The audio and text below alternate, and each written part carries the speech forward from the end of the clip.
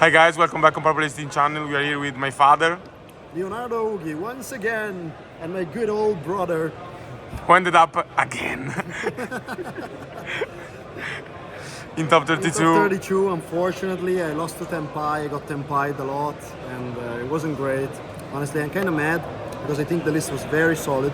And now you'll see it and we'll talk about it. It was? It was Nekai Kash at 40 cards precisely. We cut down a lot of cards, and the list was insane. I never felt like I was playing in either mirrors or in any matchups with any kind of cards that I would have wanted instead of any other cards that I did have.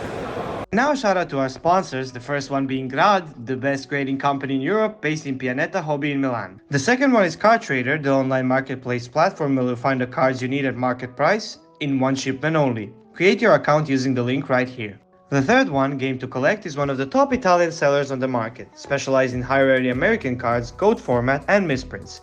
They also collect your cards up to 85% of their value. Next one is Magician Circle, a local store in Trieste specialized in sealed and custom products. They also host events for all TCGs. Then shout out to GameLover, your favorite place based in Crema, where you can eat, play card games, table games, and also video games. Next we got ALIANDY, your go-to place in San Giovanni Lupatotto, where you can find mangas, comics, board games, singles, and tournaments for all TCGs. Then a shout out to Planet Fun, the best place to go in Rovato for weekly tournaments for all TCGs. Last local store we have is Gamerland, based in ABBIATEGRASso, Lombardy's best shop to buy singles, sealed, and play weekly tournaments.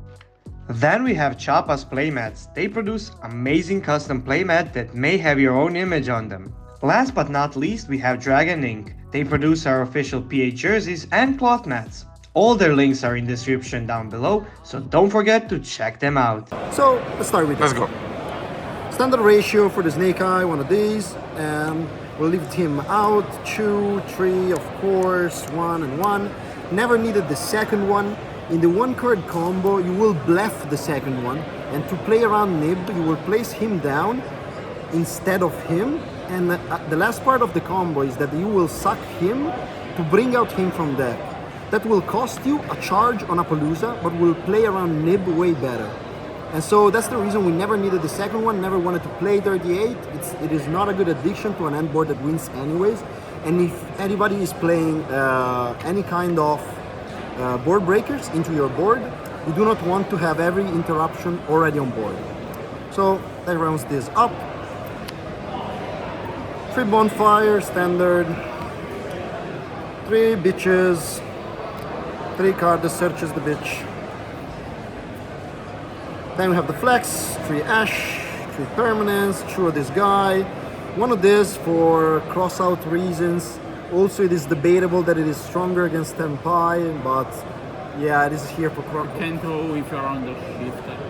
Yeah, but if you're getting shifted, you're playing anyway. So well, there was that. It was here for cross out reason, and she has, I guess, niche application against the rest. Then you have this 2 great cards. These are the best board breakers for the mirrors. It plays really well into Melodius and all of that bullshit. Stop it. Other cards, cold, strong card. You side him out going second, but going first you always keep it in, and having it in main is extremely strong and versatile. So never regretted playing one.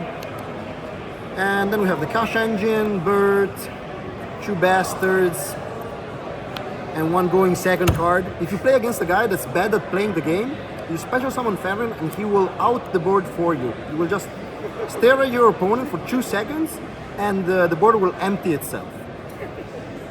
Like literally, like this guy enters the field with a gun in hand and he says like, well, the first person to speak here dies, and nobody speaks. By the way, the theory was that you're having this didn't matter, that you were better off against all, so you might as well go for the versatility of adding the Snake Eye field spell, that is still an extender and at times it is relevant. So that's the Kashtira ratio. Then we'll go to extra deck. I think it's very standard. 1 of this guy, 1 of this guy, 1 of this guy, 1 of this guy, 1 of this guy, 1 of this guy. This was really strong, extremely strong. Also because It's fire. in 2-card combos, you can choose to sacrifice either him or her, and a lot of times you will sacrifice her blindly because this is one of the few cards in your deck that interacts with back row, and drawing cards is not bad.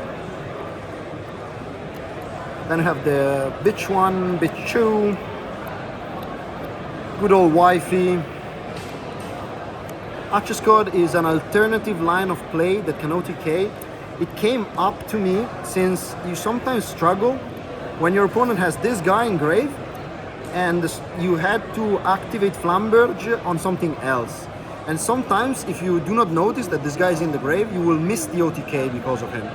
So you can ETA this back and never give him back with like Zelantis, you will pop it, but this will special summon on your opponent's side. So what you do is that you just keep him back and go for the other line with this bitch that becomes him, and you just keep him on field and it's OTK. That being said, I obviously play my father Zelantis and Kashtira's best friend. Then the two strongest card of the extra deck, of course, counting him as well, are Goddess, that consent you to do like the tiger move against the mirror. Like if they go special Fenrir, you like stay still, and the second they go like normal Ash, you will activate Field Spell and not Flamberge to bring EP up.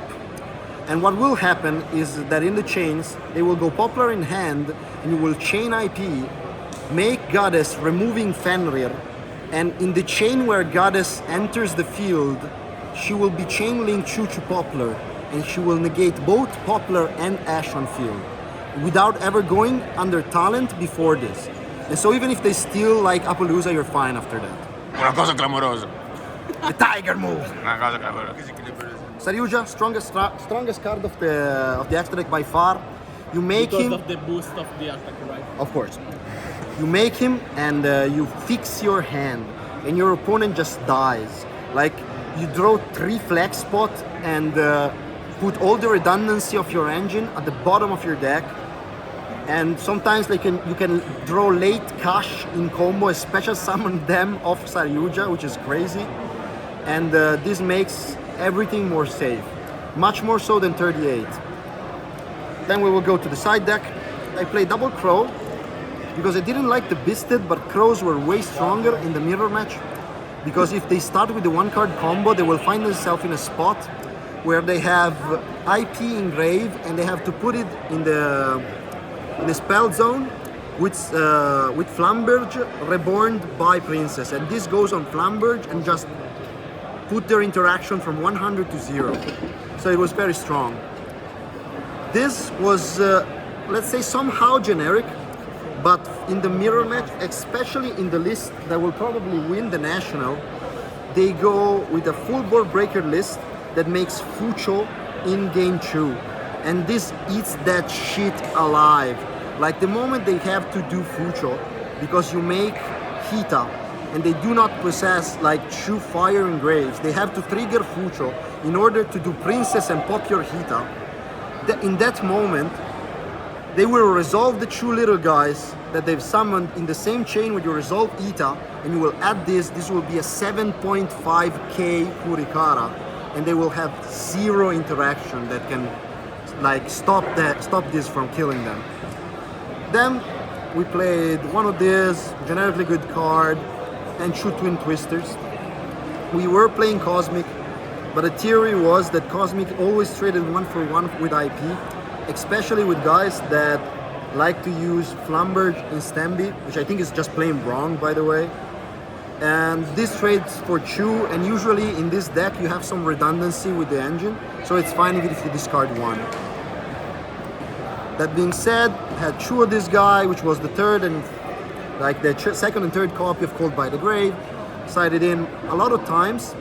One time even it won me a match against Labyrinth by just activating this blindly in chain to anti-spell and just banishing this from deck. And then I OTK'd them because they had 2 of this shit set in the backward. So 3 of this, strongest floodgates in the format. Playing Saryuja with this is like crazy. You see them all the time. And sometimes you even, at that point, you're like, okay, I'm not even doing combo, like I'm just doing Zilantis and a couple of Kashtira guys and just setting skill drain and leave you to your fate. And last card to round up the side deck is this for the mirror match. I think after all, the list was extremely strong and it performed really well. I was just unfortunate to, you know, get sacked by Tempai, but the meta is what it is. Big shout out to my testing partners, Pino Marra, Daniel Balbo, and Pino 2 times, and Davide Giannocchero. Were extremely strong players, and they just gave me everything I needed to know like 2 weeks before this event, because I never played this deck before. Thank you kindly, and we'll see you guys next time.